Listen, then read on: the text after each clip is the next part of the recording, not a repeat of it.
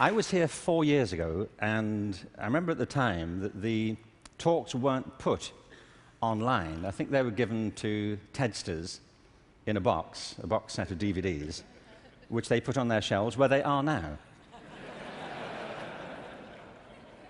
And actually, Chris called me a week after I'd given my talk and said, "We're going to start putting them online. Could we put yours online?" I said, "Sure." And 4 years later, as he said, it's been seen by it's been downloaded 4 million times.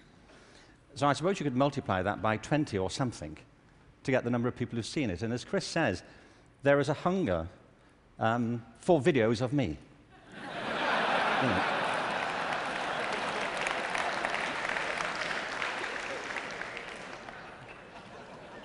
Don't you feel?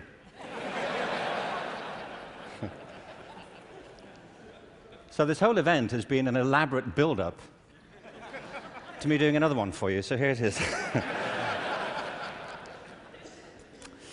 Al Gore spoke at the TED conference I spoke at 4 years ago and talked about the climate crisis, and I referenced that at the end of my last talk.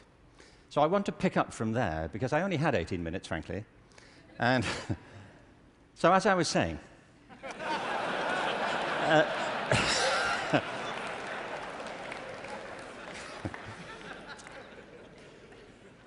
you see, he's right. I mean, there is a major climate crisis, obviously, and I think if people don't believe it, they should get out more.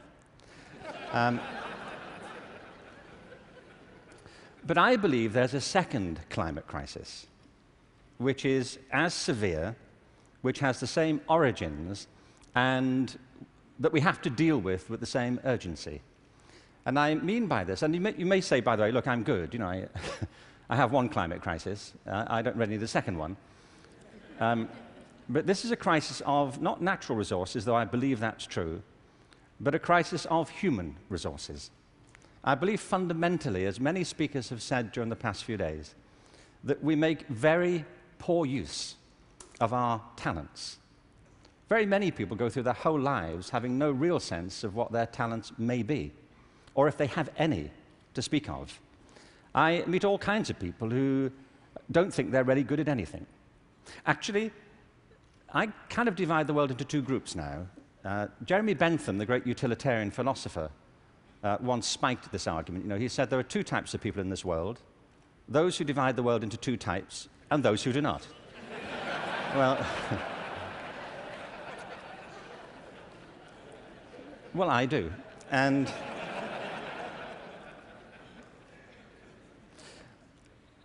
I meet all kinds of people who don't enjoy what they do. They simply go through their lives getting on with it. They get no great pleasure from what they do. They endure it rather than enjoy it and wait for the weekend. But I also meet people who love what they do and couldn't imagine doing anything else. If you said to them, "Don't do this anymore," they'd wonder what you were talking about. Because it isn't what they do, it's who they are. They say, "But this is me. You know, it would be foolish for me to abandon this because it speaks to my most authentic self." And it's not true of enough people. In fact, on the contrary, I think it's still true of a minority of people. And I think there are many possible explanations for it. And high among them is education. Because education, in a way, dislocates very many people from their natural talents. And human resources are like natural resources. They're often buried deep. You have to go looking for them. They're not just lying around on the surface. You have to create the circumstances where they show themselves. And you might imagine education would be the way that happens, but too often it's not. Every education system in the world is being reformed at the moment, and it's not enough. Reform is no use anymore, because that's simply improving a broken model. What we need, and the word's been used many times during the course of the past few days, is not evolution, but a revolution in education. This has to be transformed into something else.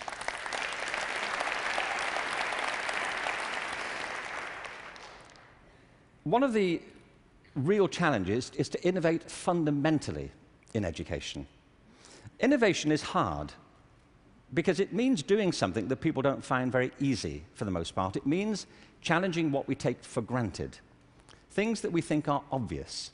The great problem for reform or transformation is the tyranny of common sense. Things that people think, well, they can't be done any other way because that's the way it's done. I came across a great quote recently from Abraham Lincoln, who I thought you'd be pleased to have quoted at this point. He said this in December 1862 to the second annual meeting of Congress. I ought to explain that I have no idea what was happening at the time. We don't teach American history in Britain. We suppress it. You know, this is our policy. So no doubt something fascinating was happening in December 1862, which the Americans among us will be aware of. But he said this: the dogmas of the quiet past are inadequate to the stormy present. The occasion is piled high with difficulty, and we must rise with the occasion. I love that. Not rise to it, rise with it. As our case is new, so we must think anew and act anew. We must disenthrall ourselves, and then we shall save our country. I love that word, disenthrall. You know what he means? That there are ideas that all of us are enthralled to, which we simply take for granted as the natural order of things, the way things are. And many of our ideas have been formed not to meet the circumstances of this century, but to cope with the circumstances of previous centuries. But our minds are still hypnotized by them, and we have to disenthrall ourselves of some of them. Now, doing this is easier said than done. It's very hard to know, by the way, what it is you take for granted. And the reason is that you take it for granted. So let me ask you something you may take for granted. How many of you here are over the age of 25? That's not what I think you take for granted. I'm sure you're familiar with that already. But are there any people here under the age of 25? Great. Now, those over 25, could you put your hands up if you're wearing a wristwatch? Now, that's a great deal of us, isn't it? Ask a room full of teenagers the same thing. Teenagers do not wear wristwatches. I don't mean they can't or they're not allowed to. They just often choose not to. And the reason is, you see, that we were brought up in a pre-digital culture, those of us over 25, and so for us, if you want to know the time, you have to wear something to tell it. Kids now live in a world which is digitized, and the time for them is everywhere. They see no reason to do this. And by the way, you don't need to do it either. It's just that you've always done it, and you carry on doing it. My daughter never wears a watch. My daughter Kate, who's 20, she doesn't see the point. You know, as she says, you know, like, it's a single-function device. You know, like... Like, how lame is that? You know, and I say, no, it tells the date as well. You know, it has multiple functions. But you see, there are things we're enthralled to in education. Let me give you a couple of examples. One of them is the idea of linearity.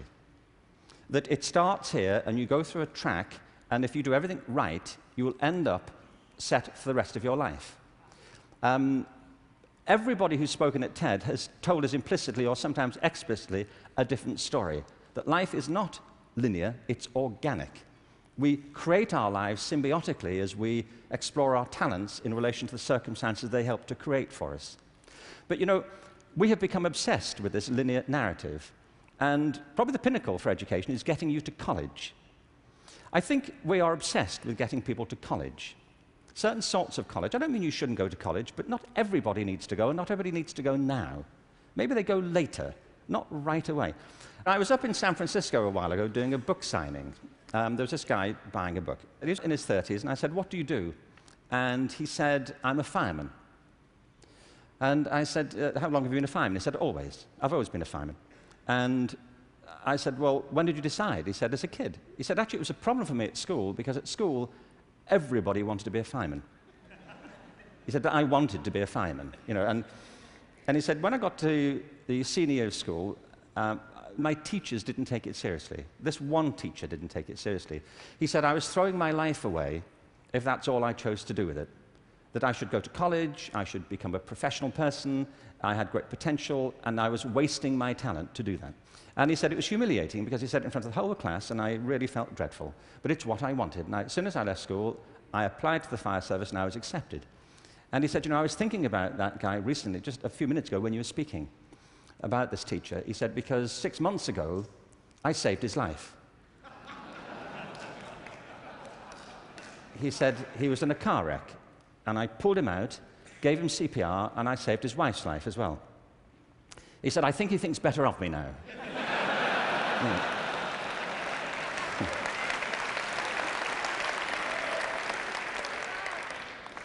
You know what I mean? Human communities depend upon a diversity of talent, not a singular conception of ability. And at the heart of our challenges, at the heart of the challenge is to reconstitute our sense of ability and of intelligence. This linearity thing is a problem. When I arrived in LA about 9 years ago, I came across a policy statement, very well intentioned, which said college begins in kindergarten. No, it doesn't. It doesn't. If we had time, I could go into this, but we don't. Kindergarten begins in kindergarten. A friend of mine once said, you know, a 3-year-old is not half a 6-year-old.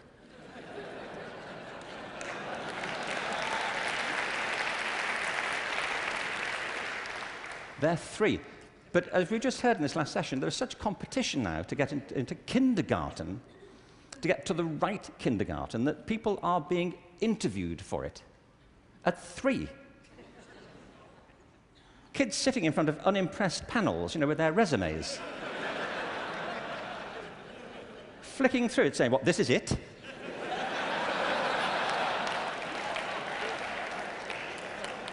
You've been around for 36 months, and this is it. You know,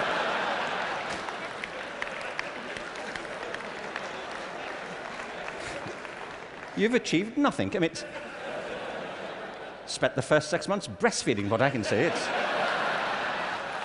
I mean, see, it's outrageous as a conception, but it tracks through. The other big issue is conformity. We have built our education systems on the model of fast food. This is something Jamie Oliver talked about the other day. You know, there are 2 models of quality assurance in catering. One is fast food, where everything is standardized. The other are things like Zagat and Michelin restaurants, where everything is not standardized. They're customized to local circumstances. And we have sold ourselves into a fast food model of education. And it's impoverishing our spirits and our energies as much as fast food is depleting our physical bodies.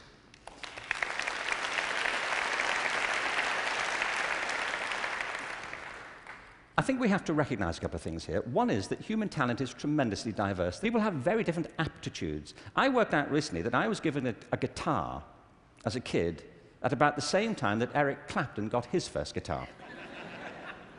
You know, it worked out for Eric, that's all I'm saying. You know, in a way, it did not for me. I could not get this thing to work, you know. No matter how often and how hard I blew into it, you know, it just wouldn't work. But it's not only about that, it's about passion. Often people are good at things they don't really care for. It's about passion and what excites our spirit and our energy. And if you're doing the thing that you love to do, that you're good at, time takes a different course entirely. My wife's just finished writing a novel, and I think it's a great book. But she disappears for hours on end. You know this. If you're doing something you love, an hour feels like 5 minutes.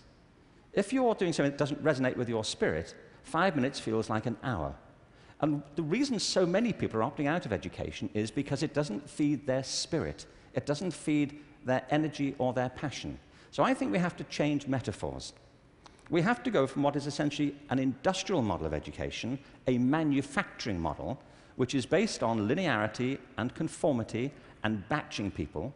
We have to move to a model that is based more on principles of agriculture.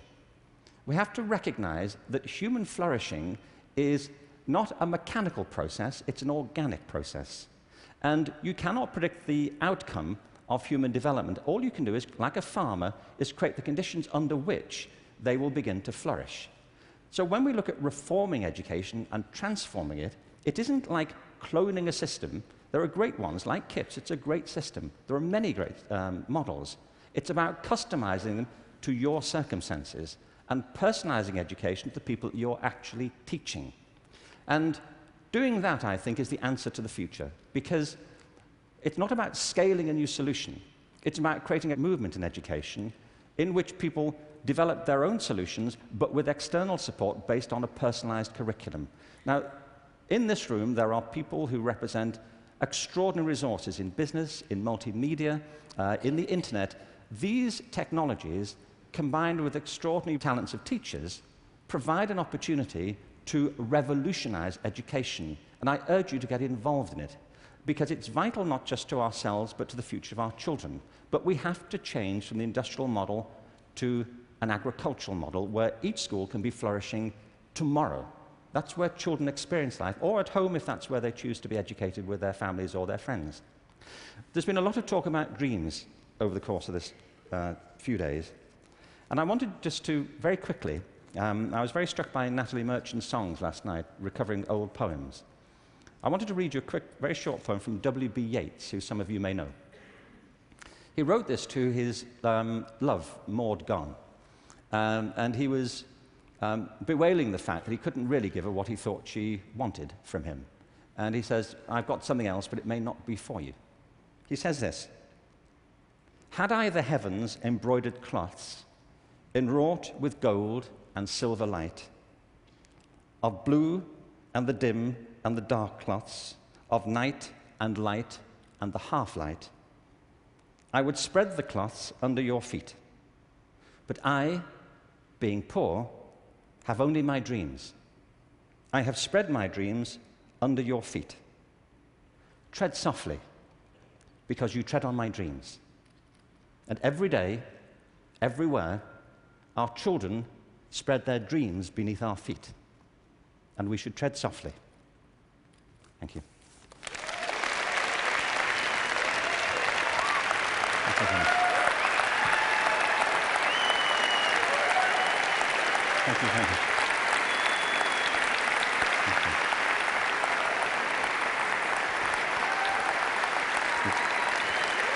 Thank you very much.